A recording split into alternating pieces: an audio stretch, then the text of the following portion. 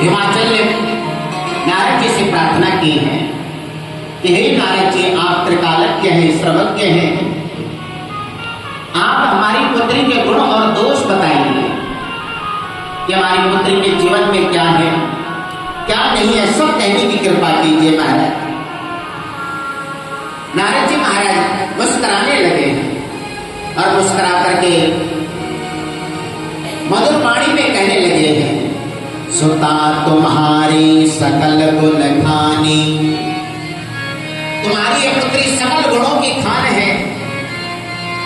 और यह हिमाचल, हे पर्वतराज, तुम्हारी पुत्री सुलक्षणी है, धर्मज्ञ है। और पुत्री सुलक्षणी धर्मज्ञ कब होगी? जब उससे आप धर्म कर्म कराएंगे, अच्छे काम कराएंगे, चाहे पुत्री हो चाहे पुत्र हो। धर्म कर्म की आवश्यकता दोनों की है, क्योंकि दोनों के जीवन में एक स्त्री आती है तो एक के जीवन में एक स्त्री जाती है महाराज, तो दोनों को शिक्षा की आवश्यकता है। तो नारद जी कहते हैं आपकी पुत्री सुलक्षणी है, सैल सुलक्षण सुता तुम्हारी, सुनो मुझे अब अवगुण दुईचारी। तुम्हारी पुत्री बड़ी सुंदर सुलक्षण वाली है, सद्गुणों की खान है, लेकिन जीवन में कुछ अवगुण भी होते हैं।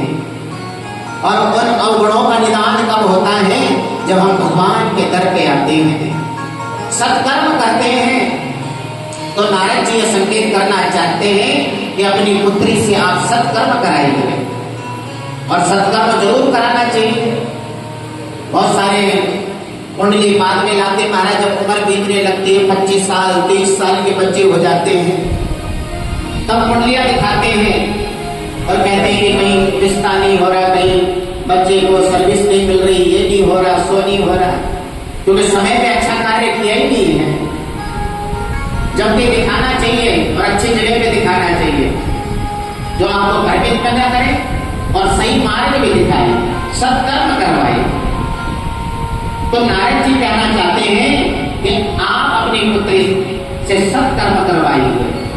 इसके अंदर 2-4 अवगुण भी हैं। वो अवगुण क्या है?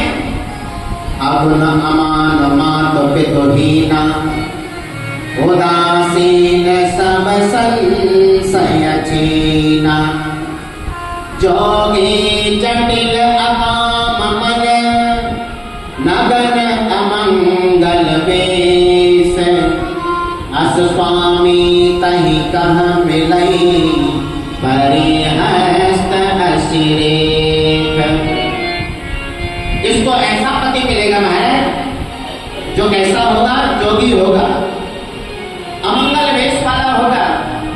भगवान शंकर का भले अमंगल वेश है, लेकिन सबका मंगल करने वाले हैं, और सर्व को धारण करने वाले, ऐसा पति इसको मिलेगा महाराज। ऐसे इसकी रेखा बताई है।